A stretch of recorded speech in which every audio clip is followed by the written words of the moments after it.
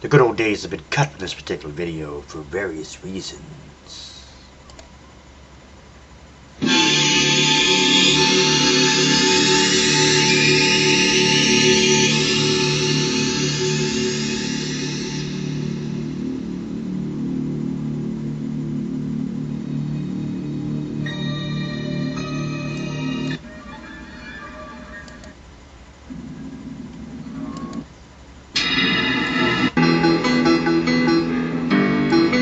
Thank you so much for going down memory lane with me. Let me take you back and tell you a story. Let's talk about Halloween. Back in the day, Halloween, when I was a kid, a lot of people had pulled pranks and all kinds of different things, soaking windows, toilet paper people's houses, jumping on bags of leaves that people had in their yard. My cousin Sean and I and other cousins John Huffman and whatnot, we had did that situation, jumped on people's bags of leaves. But nonetheless, Halloween, a lot of people, for a lot of people, Halloween, their trick or treating, if you will, extends into the dark. Maybe an hour and a half, 2 hours into the dark. But Massillon, Ohio, is where I am from originally, of course.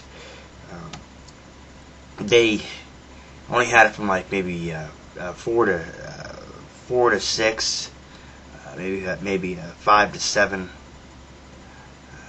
I believe it was 5 to 7:30 at one point, like 2.5 hours or something. But that was only a one-time, a one-year deal.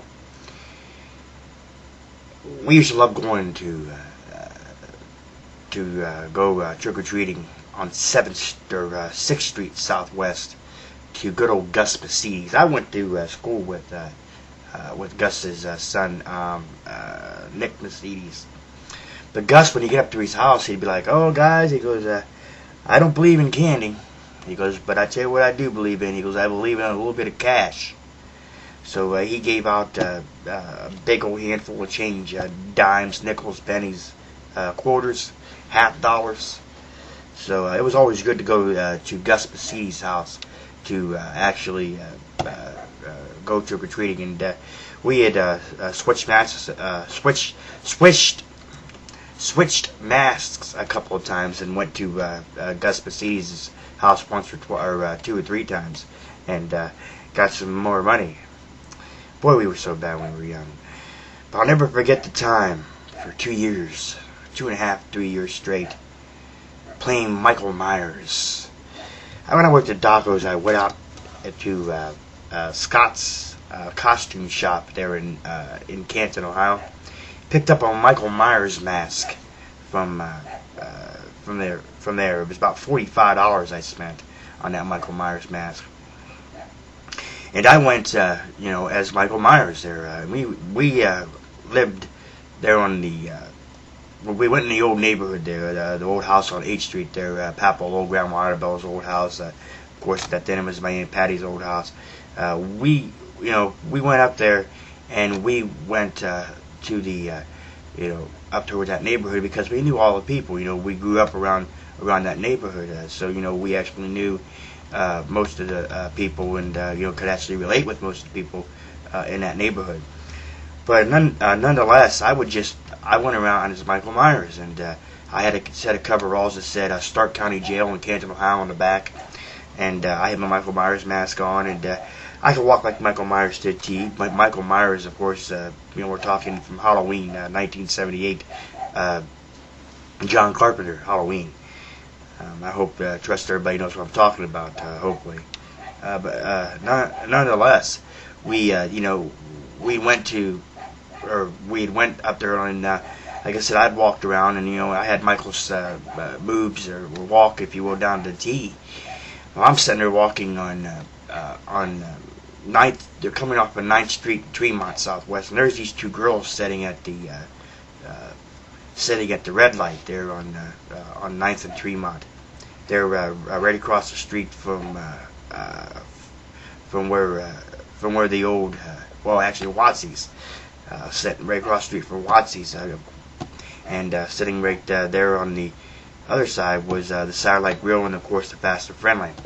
But nonetheless, they're at the red light and they say, "Hey, Michael Myers," and I turn around, but I don't turn around like any normal person. I turn around like Michael Myers would. I just slowly turn around my whole body instead of turning around my head or something like that. And these girls, I walked up to them, they had the windows down, and I went and grabbed onto the side of the car or the window, whatever, and I tried to get the girl, and she rolls her window up, and I get my fingers caught in the window, and I'm like, but I'm not saying that, I'm thinking I'm going to bite my tongue, because I don't want to talk or anything, I'm trying to do as much as possible to pay Michael Myers as a T, but they dragged me for about a half a block until finally they stopped. The driver slams on the brakes. The girl rolls the window down, so I just kind of dive off, and there by the ditch there on the side of the street, and I lay there, and I'm laying there for a good maybe 5 minutes or so, trying to get the circulation back in my fingers. And these girls circle the block. Well, I can look up enough to see what's going on around me, but not moving my head. I can still look and see. And I see these girls. They're coming back from around the block, and they kind of roll up real slow on me. And as soon as they get close to me, the girl says, "I think he's hurt or something. He hasn't gotten up yet. We've done circle block and everything."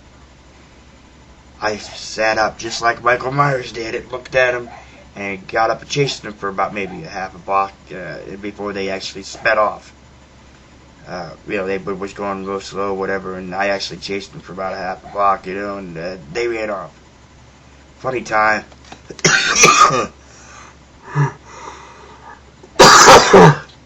Oh my goodness, I feel awful. Please excuse me. Back to the story at hand anyway. I had stopped off after that, went into the Satellite Grill there, got myself went in and got me a ice cold beer. After I come out, I was going down 9th Street there and ran into Barney and Diane Wanacre, or Whiteacre, if you will. I ran into them there at their place there off of 9th Street, and they were walking, and I heard Barney conversating with Diane. He's like, "Hey, that's that guy right there I was telling you about, the guy that they're looking for. That's him." Well, I lifted my mask up, and he's like, "Oh, hell no, it's you?" I said, "Yeah." I said, "Who's looking, man? Who's looking for what?" "Oh, man," goes, "the police are looking for you, man. They said you escaped from the Stark County Jail, and you're out teasing around kids and everything like that, and I'm just baffled." He goes, "I didn't know it was you." I'm like, "Yeah, it's me." Well, I talked to him for a good 5-10 minutes, and I was on my way. Join me for part 2 of Let's Talk About Halloween.